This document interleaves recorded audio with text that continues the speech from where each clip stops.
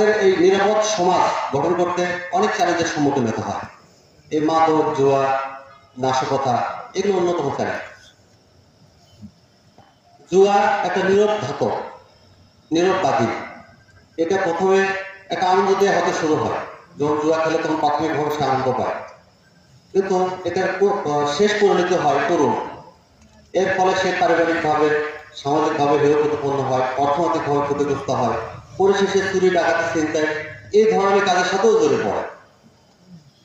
তো এসব বিষয়ে আমাদের পাশাপাশি যারা সমাজ গঠনের ভূমিকা রাখে বা পরিবারের কর্তা আছেন তাদেরও ভূমিকা রাখতে হয়। আপনার ছেলে কোথায় যাচ্ছে, কি করতেছে, কোথায় কার সাথে উপবাসা করে, কত টাকা খরচ করে, এই বিষয়গুলো আপনারা নিজেরা একটু নজরদারি করবেন। পুরাতন সমাজের বা পরিবারের লোকজন নিয়ে সমাধানের চেষ্টা করবেন। তারপর যদি সম্ভব না হয় আমরা থানা পুলিশে আসি, আমরা সহযোগিতা করবো। পাশাপাশি মাদক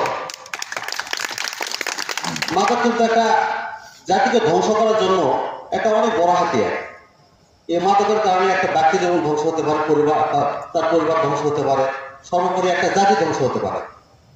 মাদক আমাদের দেশে কমই উৎপাদন হয়, পার্শ্ববর্তী দেশে উৎপাদন হয়, সেসব দেশ থেকে আসে, এবং যেসব দেশ পৃথিবীতে এগুলো উৎপাদন করে সেসব দেশ সারা পৃথিবীতে ধিকৃত বা কূটনীতিক বিচ্ছিন্ন। এই পার্শ্ববর্তী মায়ানমারের কথা চিন্তা করেন, এইসব দেশে গৃহযুদ্ধ লেগে আছে, বিভিন্ন দেশের সাথে কূটনীতিক সম্পর্ক নেয়, কিন্তু তারা মাদক উৎপাদন করে সেগুলো বিক্রি করে দেশ চালায় এবং আমাদের দেশেও পাচার করে। এই জন্য বলি সবাইকে,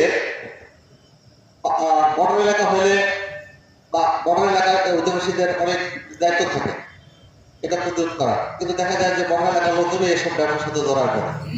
এখন এদেরকে শ্রেণীগত করা এটা সমাজের দায়িত্ব, সমাজের যারা ভালো লোক তাদের দায়িত্ব।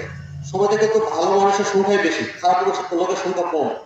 এই অল্প কয়েকটা পার্সেন্টেজ লোক আমাদের কিন্তু সমাজে এই খারাপ পরিবেশ তৈরি করে। সমাজের অধিকাংশ লোক যদি প্রতিবাদ করে তাহলে অবশ্যই এই খারাপ লোকগুলো কিন্তু টিকতে পারবে না, কিন্তু এই ভালো লোকগুলো সাহস পায়। সেক্ষেত্রে আমাদের যদি সহায়তা লাগে আমরা অবশ্যই সহায়তা করবো।